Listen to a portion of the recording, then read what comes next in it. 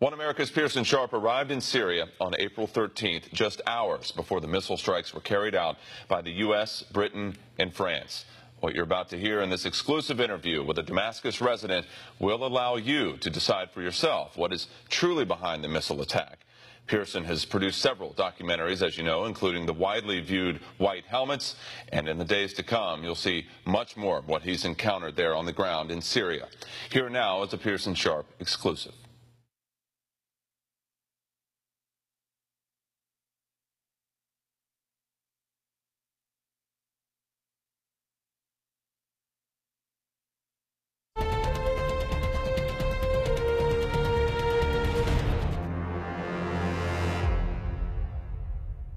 A lot of our viewers probably are not familiar with you or your work. If you could give us like a little introduction about, what you do and why. I do comedy. I started doing comedies in Arabic, comedy in Arabic in bars and in clubs and stuff like that. Then, the Syrian war started, and I started looking at the news in general, like the mainstream media. I started seeing that everything they're reporting about in Syria is a lie. They have an agenda, they're doing propaganda. So I started looking for other sources to find a source that is saying the real truth about Syria, but I couldn't find. So I was like, I am in Syria, I have a platform, why don't I use it to spread the truth about my country? I was living in Etsaya, and it's a place in West Ghouta, and I would see the mainstream media saying that Assad is throwing rockets and throwing missiles on the civilian people of Etsaya, while I would be sitting in Etsaya and nothing is happening, really. They were saying that when the shooting and the killing started happening, they were saying that these were moderate rebels. And my question to them is, how are these people moderate rebels when they are militant? If you want to be a moderate, you have to be a moderate rebel, to be political, not a militant. As soon as you start holding weapons, you are immediately considered as a terrorist. If these people really wanted to be against the government and stuff, they should have created like a political party and had new policies or new ways, like changing the constitution and all the stuff. But instead, these people were holding weapons and they started killing people, they started shooting the armies, they started entering places and, implementing Sharia law on people by force. And this is what exactly they stand for. The media starts telling the people that the people fighting in Syria are moderate rebels. But let me tell you who the people in Syria are. Who are the people fighting? You have ISIS, you have Al-Qaeda, you have Jabhat al-Nusra, you have Jaish al-Islam, you have Faylaq al-Rahman, and all these groups are Islamic Wahhabi terrorist groups. They aren't moderate people. They don't believe in democracy. No, these people want to overthrow Syria's secular government, and they want to implement Sharia law by force on all the people. And to me, as a Syrian, I find this very dangerous, and I'll tell you why. Because Syria has a very multi-religious and ethnic population. We have the Sunnis, we have the Muslim Sunnis, the Muslim Shiites, we have the Alawis, we have the Christians Orthodox, we have the Christians Catholics, we have the Druze, we have the Yazidis, we have the Ismailis, we have other ethnicities like the Kurds, we have the Armenians. So it is very unfair to implement Sharia law on all these people. Syria is a secular government, and a lot of people ask me, what do you mean by secular government? A secular government is a government that treats all its people equally, regardless of their religion and ethnic background. That's why it is very important to fight these terrorists to keep Syria a secular government. A lot of the perception in the media, especially in the West, is that President Assad is totally against having this kind of open society that you've described, that the different religions, Christians, Druze, Jews, Muslims, they can't live together because Assad won't let them. But just being here, even for a day now, I go outside and there's a church on the corner, and then there's a mosque next to it, and there's another church, and there's priests walking down the street, and everything works. Everyone gets along. They seem to be. Is that? Do you think that's representative of all of Syria? Do you think that's, how is this working under Assad if this is the perception of him? Let me tell you what Assad is doing and why I support what he is doing. Because Assad, the Syrian government in general, it built a mosque, and near it a church, and near it a bar, and near it a nightclub. And it's telling the Syrian people that you have the freedom to choose the lifestyle you want to live. If you want to be a religious Muslim, you can go to the mosque. You want to be a religious Christian, you can go to the church. You want to be an alcoholic like me and you can go to the bar or nightclub, you know? So the people of Syria have this freedom. And this isn't something that is happening now. This is something that has always been in Syria. If you came to Syria before the war ever started, it has always been the same. Where does this perception that Assad is so brutal come from? Why has the media or the West or whoever's responsible, why have they targeted Assad? They want to overthrow him. They want to put someone that they can easily control, that they can tell him what to do, when to do, whenever they want. And Assad is not that kind of person. So that's why they are against him. And the mainstream media has played a very huge role with the propaganda and with the lies about Syria. First of all, they said that what is happening in Syria is a civil war. It's a lie. It's not a civil war. What's happening in Syria is that the Syrian army, which are people that come from every religion and every city and every ethnic background. This is the Syrian army. Syrian army are not all Bashar al-Assad's friends or homies. They come from all the cities and all the religions in Syria, and they're all fighting together, united.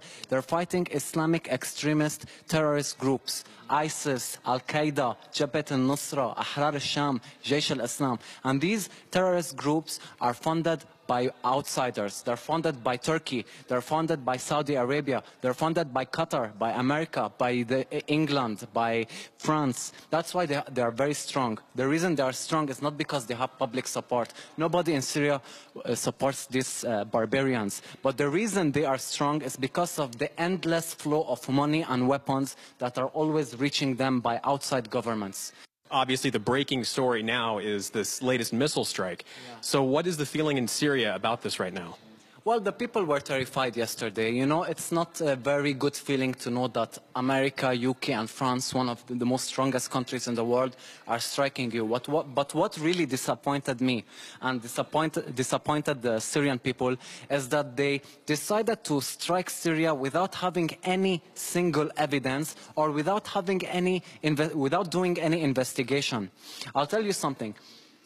They claim that the chemical attack happened in Douma. And who was the source? Who told them this story? It was the White Helmets. And we both know that the White Helmets is a group funded by the UK and by America. And they have been exposed many times for staging events. And there are videos, you can find them on the internet, of them staging events, faking stories, pretending that something happened, but it's all a lie. You can see them all. These are the people that told the West that a chemical weapon was used. So how can they believe a source that is not credible? You know, how can they do that, you know? And they didn't do any investigation, and they didn't have any evidence. Second of all, Douma, the place that the chemical attack happened, is part of Eastern Ghouta.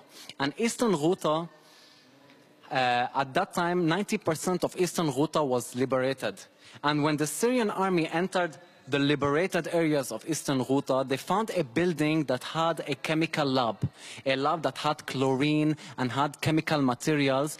And the media, the Syrian media, and even the Russian, they were trying to warn the people outside that we found a building that had chemical weapons and that we're using them. And they were trying to tell the people, but your country's mainstream media never reported this. They didn't tell your people that we found, because it was not part of their agenda. They didn't want your people to be educated about this issue. So they kept it a secret. And then after a week, think of it, why would Assad use chemical weapons now after he liberated 90% of Eastern Ghouta without even using chemical weapons? Let's say he wanted to use, but he liberated 90% without using it. Why would he now use it on Douma, which is 10%, which is an area smaller than a scorpion's vagina, you know?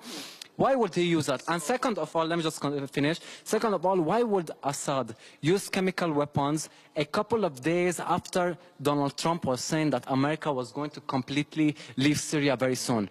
It's not for his own interest. Why would he do that action? It is obviously done by Jaish al-Islam, which is an Islamic terrorist group in eastern Ghouta and Douma. It was used when they saw that they were losing the war and that America was leaving soon. So they tried to use this. So they used chemical weapons to frame Assad, to force Trump to stay in Syria. It is very obvious, but unfortunately, look, I don't blame the people living in America or in Europe for believing the trash the mainstream media is telling them, because they don't live in Syria. They don't know what is really going on. But they should really ask people that are here in Syria, that are seeing this stuff face to face. You know, they shouldn't be believing sources that are not in Syria and have nothing to do in Syria. You know, it's just sad.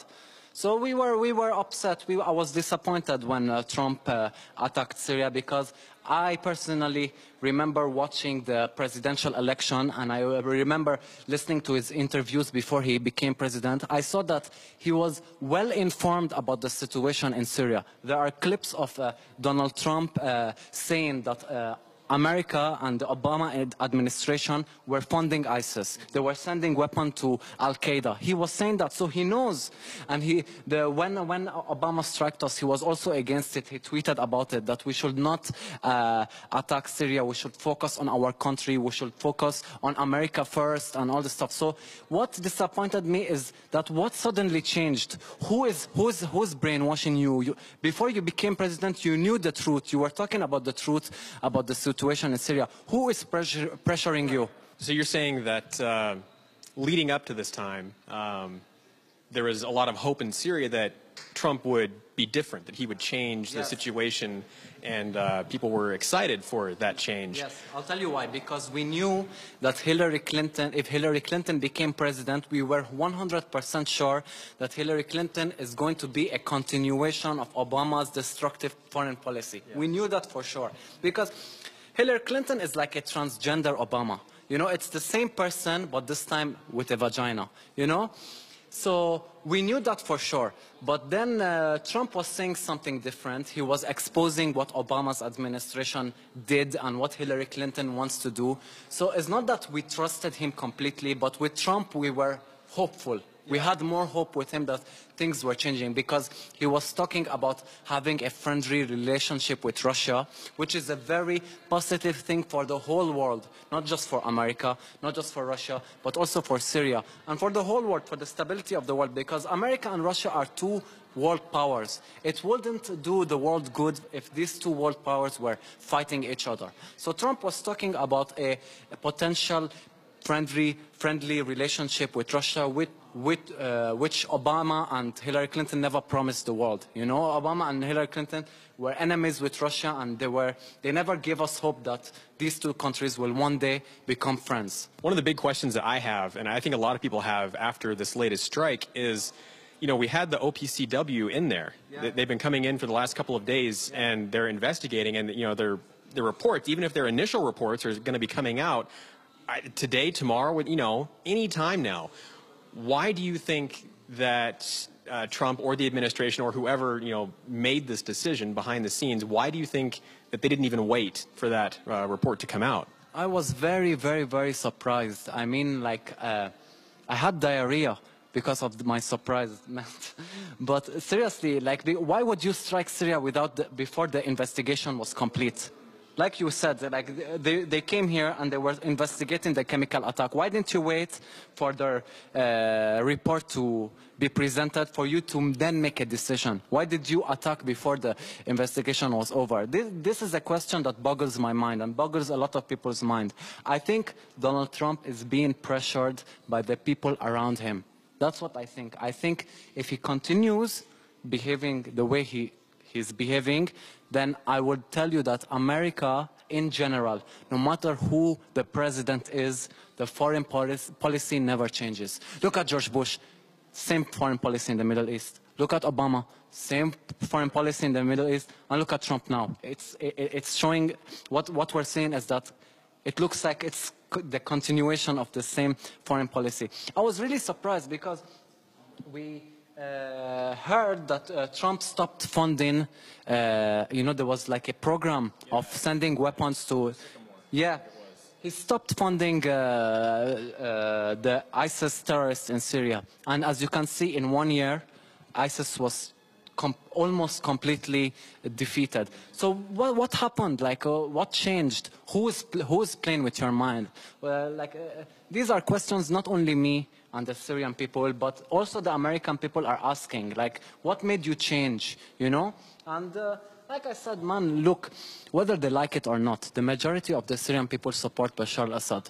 Whether they like to deny it or they like to whatever, the majority of the Syrian people support Assad. So I think America should stop sticking their nose in things that is not their business. You know, do you hear Syrians telling the Americans you should change your president, or you should change your constitution, or you should ban weapons? Or we don't interfere in your country's internal issues. Why are you guys interfering? Now, if you guys were like, look at, for an example, America. Like, her past actions speak louder than their words. Like, we've known that under the Obama administration, America was funding ISIS, and they were sending weapons to Islamic terrorist groups, and they were lying to their people. They were telling them that we're sending weapons to moderate fighters. And the irony is in the word. How can you be a moderate and at the same time be a fighter?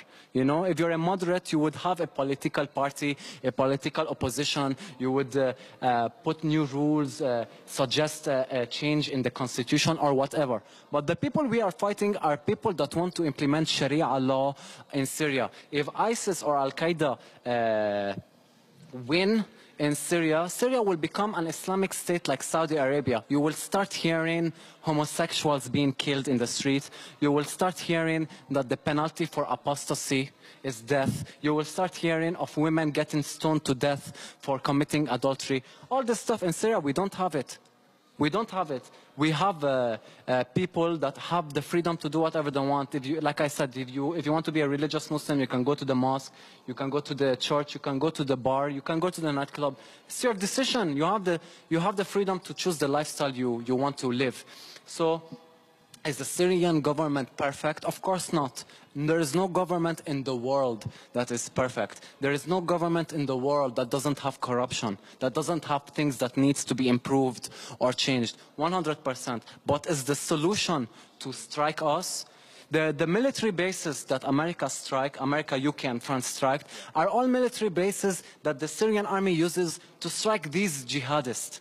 So the only people that really were happy of this strike are the jihadists, are the ISIS members, are the Al-Qaeda members. And today I saw a video in CNN. They were interviewing a Syrian citizen, and he was telling them, we were so happy that Trump striked us. We were so grateful that he did that. And I call BS.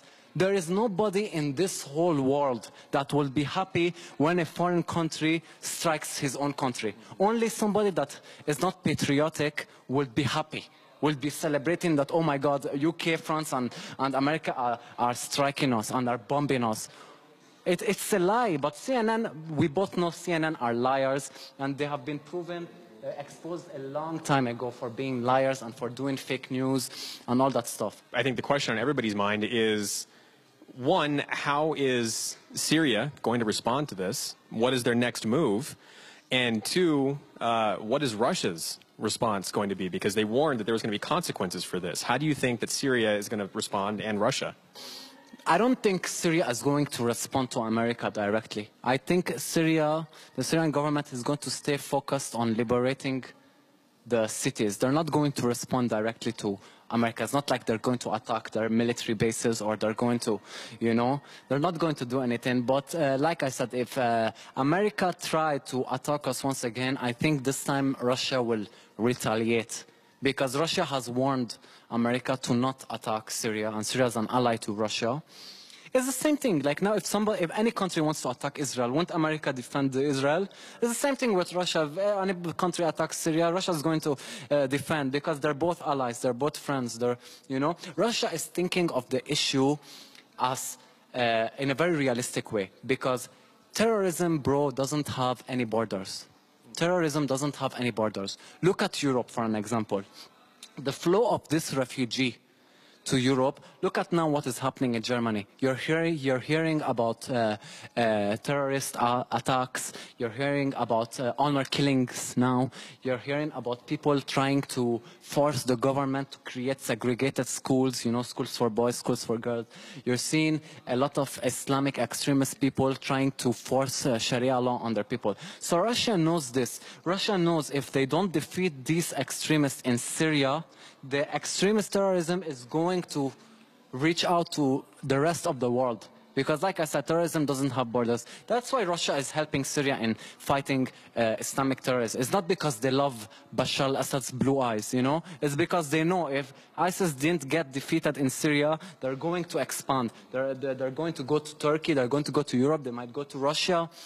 So this is their interest. Their interest is the security of their area. Do you think that the West, or whoever we want to hold responsible for this, do you think that they are going to ever let President Assad just be president? Do you think this conflict will ever be over while he is still president? Or is the ultimate goal really to get him out of power? I think their ultimate goal is to bring him down. I fear that they will not stop. I thought under Trump's administration they would stop, but it looks like maybe they would not. I think they will continue funding terrorists, because listen, it's not like Trump is funding ISIS from his pocket money. He's funding ISIS from your tax dollars. So he's not losing anything. Same with Obama. When he was funding and sending weapons and money to ISIS and Al-Qaeda, he wasn't sending them from his personal bank account. He was sending them from the American tax dollars. So they have nothing to lose. And it's not only America that is funding ISIS. Saudi Arabia is playing a huge role. Turkey, UK, France, Qatar. So it's endless, you know, it's endless. What is happening in Syria, bro, is a World War III. And the World War III between Russia and America, and the battlefield is in Syria. What is your message tonight for America? My message to the American people is to stay true to themselves, because I know that the majority of the American people are against war. They don't want their troops to be living abroad. They don't want their troops to always stay in Syria and in Iraq, putting their lives in danger. You have American soldiers coming back without a leg, without a hand, without all this stuff. So I think the American people should wake up and pressure their government, or not pressure, but at least show them that we are against war. We are against us striking Syria. What happened to America first? I know that now America is having a problem with the Mexican border. I have the best solution for you guys. Bring back the American troops that are in Syria and put them in the Mexican-American border. That way, they will keep the border safe from all the the mafias and the drug dealers and the smuggling of drugs and stuff like that. That way, they will keep their borders safe, and at the same time, they will be close to their families. They will be in their country. No, do you think any soldier is happy that he's living in Syria now, or is living in Afghanistan or in Iraq? All the American soldiers want to go back to their country. They have done enough, and the American government should consider that stuff. They should bring back their troops to America. Look, the Middle East, let the Syrian government take care of the problem in Syria. You know, America, throughout these 8 years, it has been proven that America has not helped Syria. America was in Syria before Russia was in Syria. When America was in Syria in the Obama days, ISIS was expanding. This is a fact. You can check it out. As soon as the Russian intervention started, ISIS started shrinking. And I'll tell you the difference between the Russian intervention and the American intervention.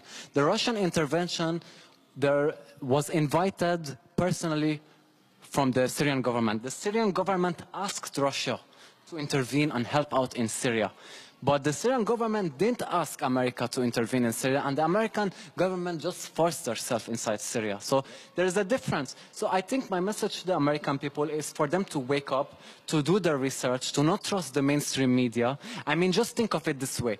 The Democratic Party has been against every single thing Trump has ever stood for. But now suddenly when Trump was wanted to strike and enter another war, suddenly you see the Democrats applauding, suddenly you see the mainstream media talking about President Trump being presidential. There's something fishy going on. I think they're trying to trap him so that in the next election, you know, remember Trump attacked Obama for being a warmonger, for being somebody that supports war, and now they trapped him. Now in the next presidential election, they're going to use this against him.